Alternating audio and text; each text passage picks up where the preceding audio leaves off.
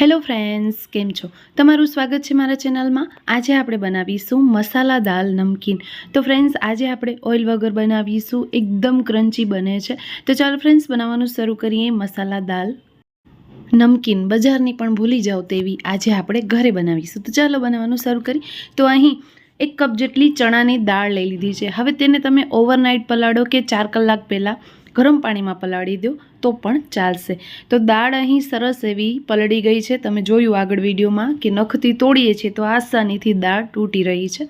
તો એટલી જ આપણે દાળને પલાળી લેવાની છે।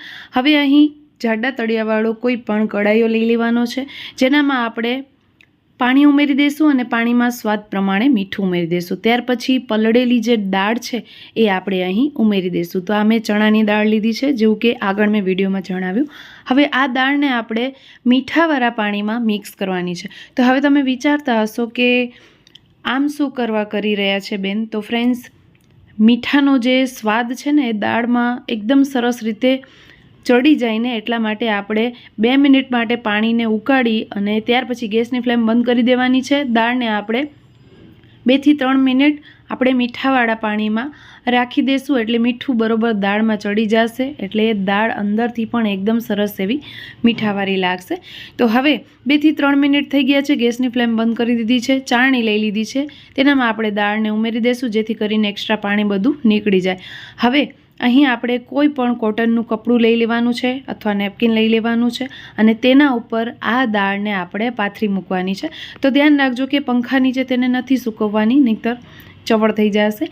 આપણે તેને કોરા કપડાથી તેની ભીનાશ જે બધી હોય ને એ દૂર કરી દેવાની છે। તો અહીં તમે જોઈ રહ્યા છો કે કપડું નીચે એકદમ ભીનું થઈ ગયું છે, તો બસ તેની આપણે ભીનાશ દૂર કરવાની છે, પંખા નીચે તેને સૂકવવાની નથી। તો આ દાળની રેસિપી તમે તેલમાં તળીને પણ બનાવી શકો છો, પણ આજે અહીં આ દાળમાં આપણે તેલનો બિલકુલ યુઝ નહીં કરીએ। તો વગર તેલે આજે આપણે આ નમકીન તૈયાર કરીશું। તો ફ્રેન્ડ્સ, અહીં તમે જોઈ રહ્યા છો કે દાળને એકદમ સરસ રીતે નેપકિનથી લૂઈ લીધી છે, કોરી કરી લીધી છે। બહુ વધારે કોરી નહીં થાય તો ચાલશે, થોડી તેનામાં ભીનાશ હશે તો ચાલશે। હવે આપણે જે કડાઈમાં પાણી ગરમ મૂક્યું હતું ને, કડાઈઓ આપણે ફરી પાછો સાફ કરી લીધો છે અને ગેસ ઉપર મૂકી દીધો છે, અને ત્યાર પછી આપણે ચણાની દાળ અહીં ઉમેરી દેવાની છે। તો બધી જ ચણાની દાળ મેં અહીં કડાઈયામાં ઉમેરી દીધી છે। તો ખાસ ધ્યાનથી તમે આ રેસિપી બનાવજો।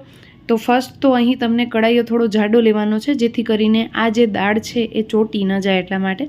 હવે ફ્રેન્ડ્સ, મેં ગેસની ફ્લેમને હાઈ રાખી છે, કારણ કે દાળમાં થોડી ભીનાશ છે, તો થોડી વાર સુધી દાળ બળશે નહીં, એટલે આપણે થોડી વાર માટે ગેસની ફ્લેમને હાઈ કરીને તેનામાં જે મોઇસ્ચરનો ભાગ છે ને તેને ઉડાવી દેવાનો છે। પછી આપણે આ દાળને એકદમ ધીમા તાપે શેકીશું।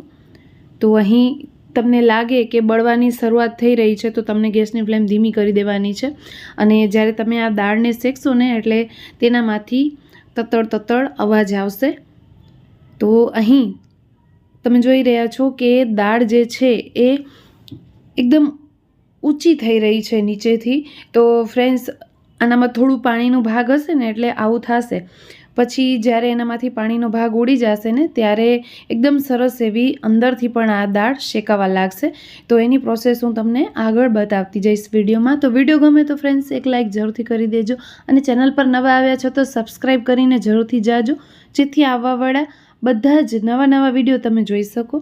તો ફ્રેન્ડ્સ, અહીં તમે જોઈ રહ્યા છો કે હજી મારી ગેસની ફ્લેમ હાઈ જ છે, અને હજી પણ મોઇસ્ચરનો ભાગ જે છે એ ઉડ્યો નથી। તો આપણે તેને ચલાવતા રહેવાનું છે।